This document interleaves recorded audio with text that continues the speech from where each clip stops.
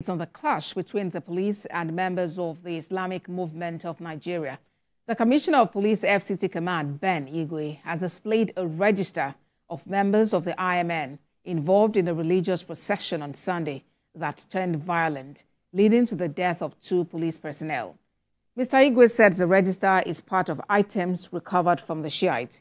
He explains that with the development, it has become easy to track other members of the prescribed group. The Commissioner of Police brought 94 members of the IMN group to the office of the Special Tactical Squad, STS. Initially, 97 were arrested, but 3 were released after screening. The CP said the police have declared war on the Shiite, as the deaths of the police officers will not be in vain. Which they use in killing the policemen. They shotgun at the policemen. They use petrol bomb. They use cutlasses. If you see their dead body and how they were massacred, you will be shocked. So you have to follow them up. These are the cutlasses. Some of them are bloodstained. We recovered it from some of them from their headquarters in Suleja, in Karamajiji, in Uruga, Juli, in Nasarawa State. So you can see what they do. You can see the drugs they used to take. These are some of their issues. But most importantly is this one. This one is what they will do. And you can see blood stain. Commissioner of Police FCT Command Ben Igwe there. We'll be back with this story. Our news correspondent, Tiffany Sian, will be joining us for some more updates on that. And in the meantime, the presidency says it is taking steps to ensure Nigeria's removal from the Global Financial Action Task Force grey list before the May 2025 deadline. The Chief of Staff to the President, Femi Gbajabiamila, gave this assurance during a fact-finding visit to the office of the Nigerian Financial Intelligence Unit in Abuja. Responding to a request from the Director and Chief Executive of the NFIU, Hafsat Bakari, who sought high-level intervention to meet the FATF Action Plan implementation deadline, Mr. Gbajabiamila pledged the federal government's determination to address the deficiencies that led to Nigeria's listing. Recall that on the 24th of February 2023, Nigeria was placed on the FATF grey list due to rising capital inflows and shortcomings in combating money laundering, terrorism, and arms financing. The Chief of Staff to the President also visited the Nigeria Extractive Industries Transparency Initiative and the National Council on Climate Change as part of his engagements with agencies under the supervision of the State House. We do this by receiving information, data, and reports from a wide variety of sources, analyzing this data and identifying the illicit financial flows that are the lifeblood of criminal enterprise. Our role is just not a domestic one, as we are part of the global network of financial intelligence units that cooperate on a daily basis to share intelligence and information on transnational crime.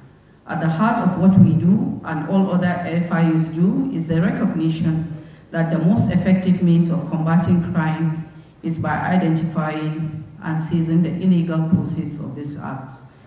Ensuring Nigeria's natural wealth benefits to government, to companies in terms of profit, and to the society. Nigeria is also at the forefront of addressing global challenges such as climate change, energy transition, and combating illicit financial flows. We are partners with the NFIU, the EFCC, the ICPC, and 21 other agencies under the Interagency Tax Team, which NAITI is chairing. The attention of Mr. President, is very, very keen on making sure that NFIU and all the sister agencies succeed, because his renewed hope agenda has a major component, corruption component in it, and it cannot succeed without you succeed. So it's a symbiotic relationship between you and the President's agenda. And that therefore this collaboration must be established. In other news, host communities of Nigeria producing oil and gas have called for an upward review of the 3% allocation to host communities under the Petroleum Industry Act 2021.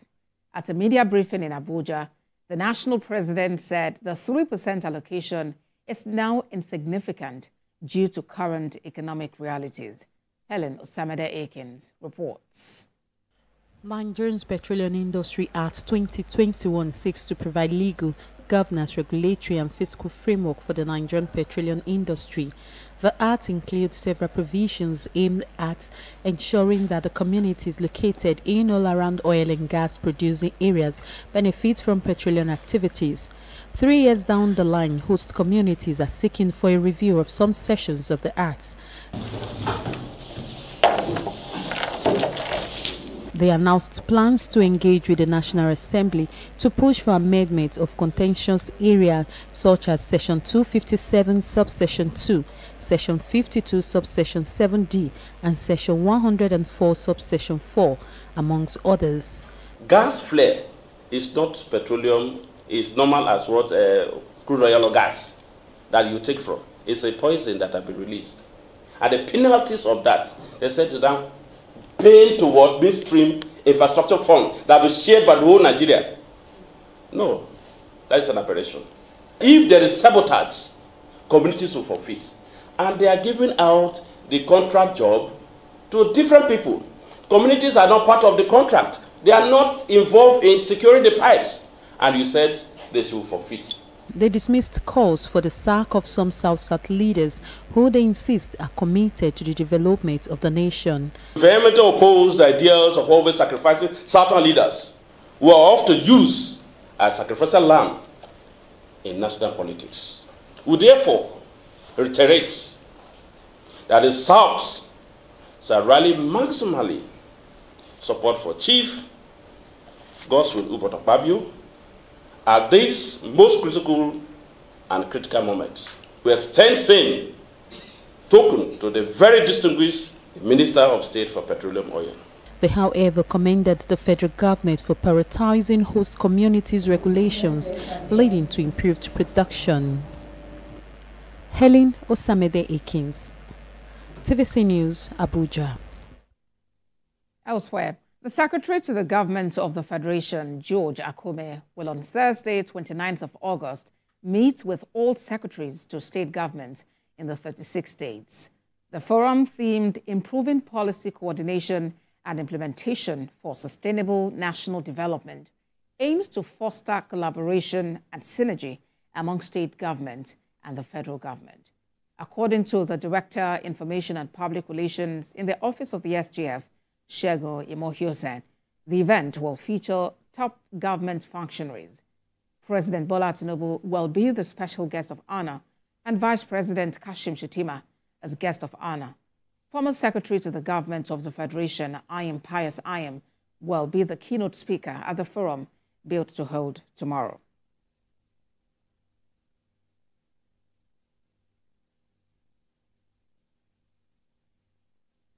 Now, former President of Ghana, John Mahama, has urged African lawyers to take more active roles in shaping the future of the continent.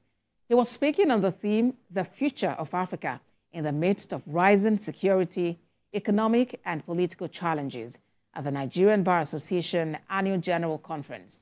Mr. Mahama emphasized the urgent need for legal reforms, economic diversification, and youth empowerment to address Africa's ongoing struggles. He specifically pointed to the African Continental Free Trade Area as a critical opportunity for the continent, but one that remains largely unrealized due to lingering colonial economic structures and other impediments. The former president of Ghana also proposed the establishment of a youth entrepreneurship legal clinic, which would provide free legal services to young entrepreneurs navigating the complexities of business formation and operation.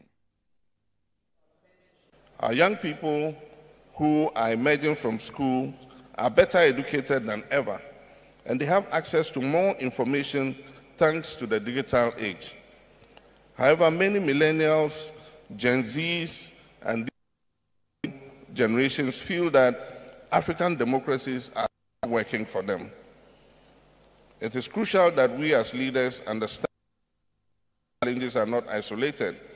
They are symptoms of deeper systematic issues rooted in the power dynamics of the contemporary international system. The nation's strength is measured by its commitment to justice for all.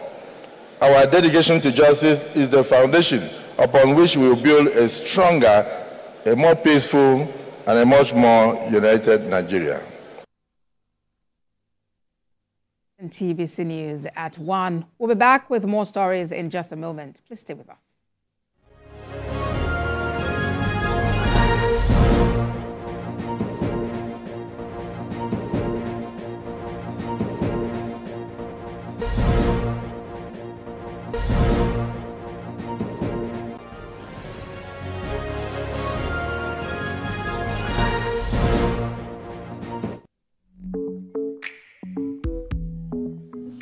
Hi.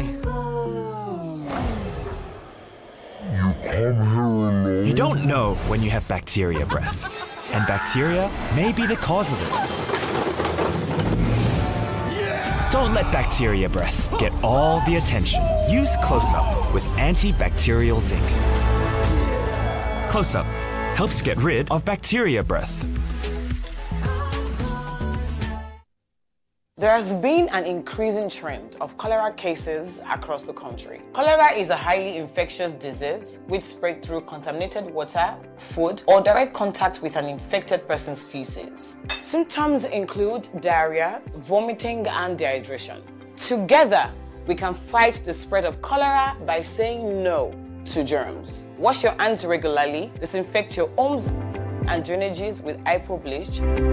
Stop open defecation and keep your toilet germ-free with Hypo Toilet Cleaner. Together, we can prevent the spread of cholera by disinfecting with Hypo.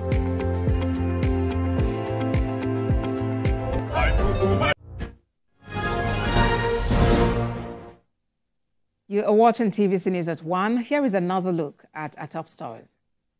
President takes steps to ensure Nigeria's removal from Global Financial Action Task Force Grey List before May 2025 deadline. Host communities of Nigeria producing oil and gas demand upward review of allocation under Petroleum Industry Act 2021. Outside Nigeria, Prime Minister Keir Starmer hopeful new UK-Germany treaty will be part of wider reset with Europe. In Lagos, Governor Babajide Sanwo-Olu has disbursed a total sum of 10 million naira as grants to 8 youth who are winners of the Amplified Business Clinic Entrepreneur Pitch competition in the state. He presented the checks at the Grand March Past and Parade to mark this year's International Youth Day. Senior correspondent Adedoja Salamadini reports. The Campus Mini Stadium on Lagos Island is the venue for this year's International Youth Day in Lagos. This parade by uniformed voluntary organizations marked the end of the week-long event. Presenting grants of 10 million naira to 8 winners of the Amplified Business Clinic Entrepreneur Pitch competition, an initiative of the Ministry of Youth and Social Development, Governor Babajide Sanwo-Olu urged the youths to be agents of positive change. He wants them to key into the available opportunities in his government to reduce unemployment and poverty to the barest minimum. We have continued to invest in educational infrastructure, including digital learning platforms that equip our students with skills needed for the future. Initiatives like the Lagos State Employability Support Program